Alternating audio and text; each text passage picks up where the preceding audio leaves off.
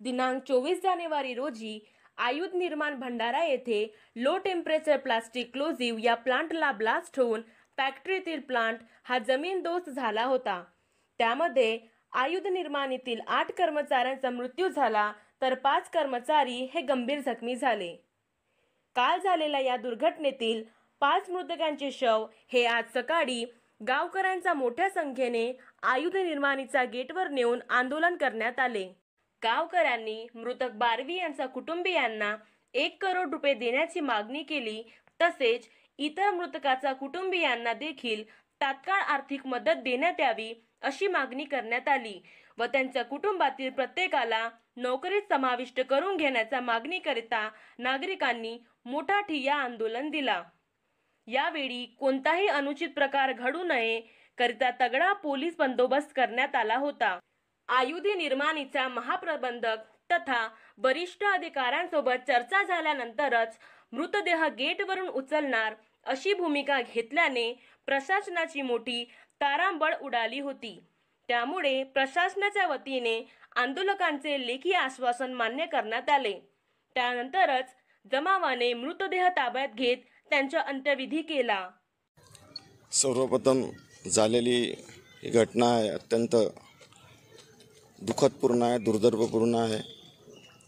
यामध्ये जेही दोषी असतील त्यांच्यावर कारवाई व्हायलाच पाहिजे आणि ते होईल सुद्धा असं आश्वासन CMDने दिलेलं आहे। सर्वप्रथम जी मागणी होती की जे स्वर्गवासी झाले त्यांना शहीद झाले त्यांना 1 करोडचा मोबदला मिळाला पाहिजे।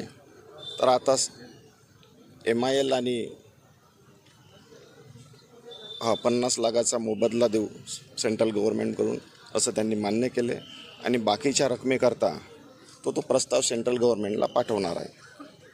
दुसरं असं होतं की अप्रेंटिसशिप करणारा मुलगा त्याच्याबद्दल काहीच अशा योजना गव्हर्नमेंटकडून नव्हत्या, त्यालासुद्धा आता 25 लाख रुपये देणार आहेत। ते द्यायला ते तयार झाले आणि बाकी 1 करोडची त्यांचीसुद्धा जी मागणी होती आणि त्यांना परमनंट स्वरूपात काम देण्याची जी मागणी होती ते सुद्धा प्रस्ताव करून मंजूर करतील असं तुझं आश्वासन त्यांनी लिखित स्वरूपामध्ये दिलेलं आहे। इथे 3 मागणी होती त्यांची की यांना 1 करोडपर्यंत कॉम्पन्सेशन भेटला पाहिजे। तर त्या कॉम्पन्सेशनबद्दल त्यांनी लेखी स्वरूपात दिला। नोकरीबद्दलसुद्धा CMD साहेबांनी अश्युअर केला।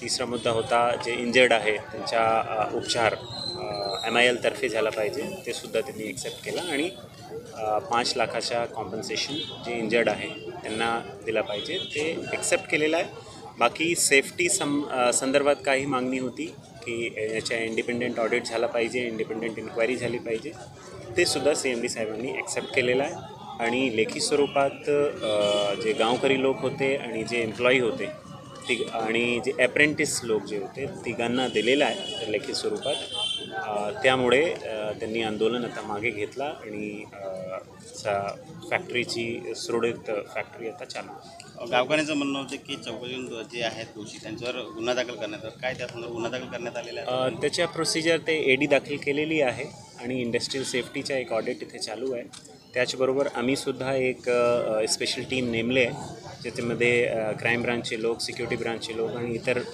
एक्सपर्ट आहे। FSLची टीम, नागपूर FSLची टीम बोलवले होते, त्यांनीसुद्धा आपली तपास सुरू केलेली आहे। जसेच आम्हाला जे दोषी आहे कोणामुळे झाला तर त्याच्यावर FIR करून कारवाई करू। ठीक आहे, थँक्यू। बनवा व्हिडिओ, पाठवा व्हिडिओ, आम्ही तुमच्या न्याय हक्कासाठी लढा देऊ। ताज्या बातम्या व घडामोडींसाठी पाहत राहा फक्त महाराष्ट्र लाईव्ह न्यूज। आजच आमच्या चॅनलला सबस्क्राईब करा, शेअर करा, कमेंट करा आणि हो, बेल आयकॉन दबायला विसरू नका। जय महाराष्ट्र।